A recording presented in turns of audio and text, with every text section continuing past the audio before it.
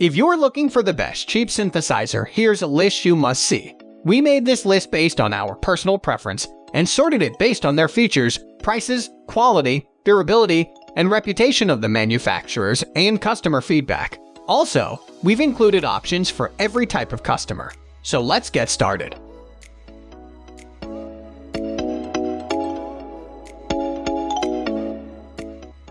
At the first position of our list, we have Korg Monotron Duo. You ever lost 3 hours playing with a device that has 5 knobs? Thanks to the Mini Duo and Korg's line of cheap synths that can easily be achieved. Boasting 2 great sound oscillators, a simple ribbon keyboard which isn't exactly a grand piano for coming up with melodies, but can be used to create interesting riffs nonetheless, and a nice filter. For some who are kept in creative gridlock overwhelmed by options or complexity, the simple device can be a great tool or simply a fun time. Either way, it undeniably produces really cool sounds. Moving on to the next at number 2 with Gakken SX-150 Mark Roman II. Taking the Korg Monotron's keyboard to an extreme, this Gakken SX-150 truly cannot be used for melodies or riffs. But that doesn't mean it's not a ton of fun. Great for coming up with all sorts of bleeps and bloops. This little guy packs a variety of parameters and a solid sound. Plus you can run sounds into it for use as an effects pedal type of device. If the video below has some sounds you find interesting, the Gakken is a great way to blow an afternoon or 10.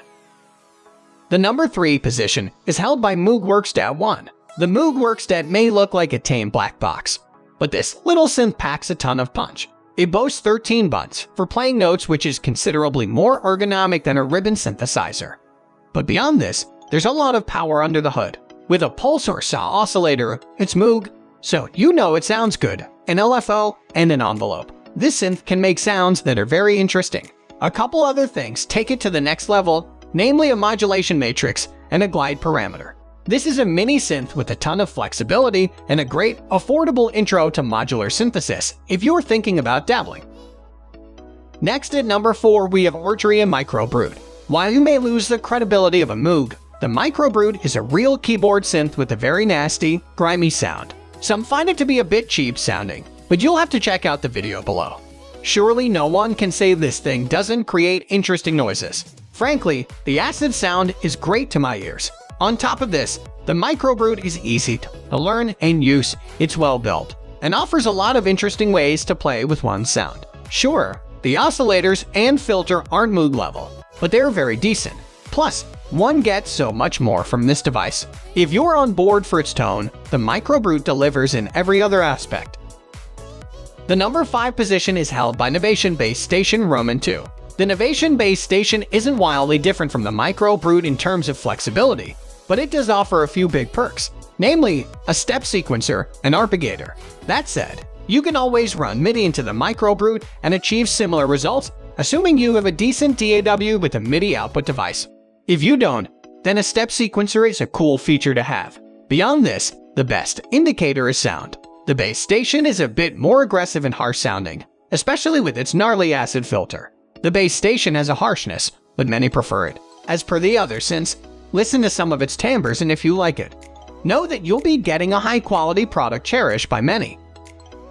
The number 6 position is dominated by Korg MS-20 Semi-Modular. The MS-20 is a famous synthesizer for its lush tones and juicy filters. Needless to say, it also offers excellent routing options which lead to spacey, big sounds. This synth is less aggressive than the MicroBrute and Bass Station, but there's a reason Korg revamped it. It's still useful. It sounds like the 80s, but in the best way possible.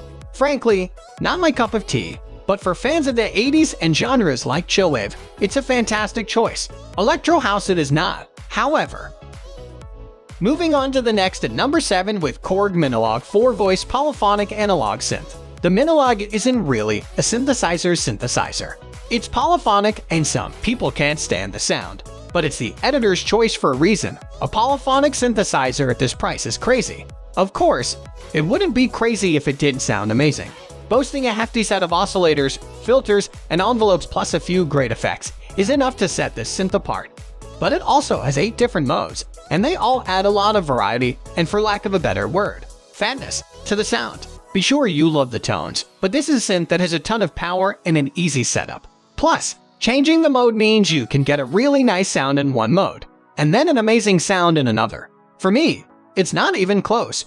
This is an amazing synth for its great sounds, and the fact that it can actually make chords. The number 8 position is held by Moog Mother-32 semi-modular analog synthesizer. If you're looking to get into modulars, the Mother-32 has those classic Moog oscillators and filters with a matrix section that will do, well, lots of stuff. It's great as a piece or introduction to a modular synth or as a standalone unit, but it's not for the faint of heart. Sure, one can get sounds out of it fairly easily, but to really enjoy this unit and get enough value from it, you'll have to be the type that's ready to spend a lot of time plugging and unplugging patch cords. Next at number 9, we have Pittsburgh Modular Lifeforms SV1. Offering a ton of patching options, 2 oscillators, and a great sound, the Lifeforms SV1 is a great starting point for a modular setup. One minor issue is that it has some harsh sounding sync. Read review here. But beyond this, the synth does a ton of things. Like the Mother, it has a robust MIDI to CV converter, which can be helpful in a modular environment. It's not for the faint of heart. Much like the Mother, you'll need to put in some learning time before you're able to make the sounds you want. That said, if you're into modulars, this is a great starting point for a powerful and diverse kit. Finally, the number 10 position is dominated by Moog Sub Phatty. Closing our list out is truly a performance and stage-ready synth. Inheriting a form factor and general vibe of its brother, the Slim Phatty, the Sub Phatty doesn't change things up too much, but it does add some distortion and grittier timbres that for some music makers make it a far more preferable choice. It's a great instrument and playable as is. It's meant to be jammed upon. Beneath its not overwhelming exterior is an array of parameters and controls, some of which are annoyingly buried arpeggiator radioc, but it's still wicked fun to jam on, make weird sounds, and get really into some sound design. That's all for today. We upload music product review videos every single day, so don't forget to subscribe and hit the bell icon for the upcoming video notification.